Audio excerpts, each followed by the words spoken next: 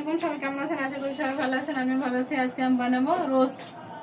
Roast বানানোর জন্য আমি কি কি নিয়েছি? এখানে নিয়েছি সয়া সস, টমেটো সস আর জিরা, তারপরে পেঁয়াজ, তারপর রসুন। তো আমি প্রথমে দিয়ে দেব সস, টমেটো সস। এটা আমার হাজবেন্ডের কাজ, বললাম ভালো করে ছিঁড়তে, অত সে ভালো করে ছিঁড়ে নেয়।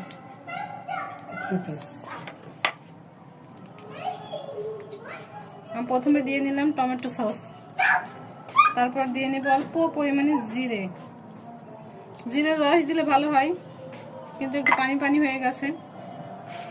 এরপর দিয়ে নেব পেঁয়াজ বাটা, তারপর দিয়ে নেব রসুন, এরপর দিয়ে নেব সয়া সস। আমি অল্প একটু অ্যাড করবো, বেশি না। তারপর ভালোভাবে মাখিয়ে নেব।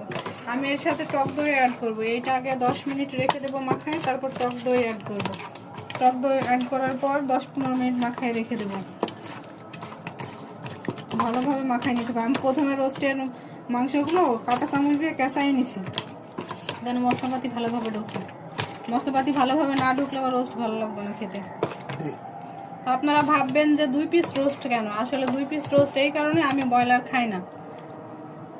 নিশাতের বাবার জন্য আর নিশাতের জন্য 2 পিস রোস্ট। তো আপনাদের সাথে শেয়ার করব রান্নাতে, আপনারা সবাই দেখতে থাকুন। আমি এবার টক দইটা দিয়ে দিব। আমার 10-15 মিনিট হয়ে গেছে, তাই আমি টক দইটা দিয়ে ভালো মতন এবার মাখিয়ে নেব। টক দই দিয়ে আমি আবার 10 মিনিট মাখিয়ে রাখবো। ভালোভাবে মাখিয়ে নিয়ে যদি আমি ম্যারিনেট করে ভালোভাবে রেখে দিই, তাহলে রোস্টটা খাইতে মজা হবে।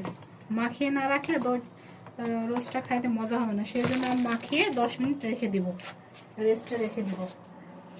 আমি এবার তেলটা দিয়ে নিব কড়াইতে রোস্টটা ভাজার জন্য। অল্প পরিমাণে তেল দিলাম। তেল দিয়ে ভালোভাবে রোস্টটা ভেজে নিব। তেলটা গরম হওয়া পর্যন্ত ওয়েট করব। তেলটা গরম হয়ে গেছে, এবার আমি রোস্টটা দিয়ে নিব।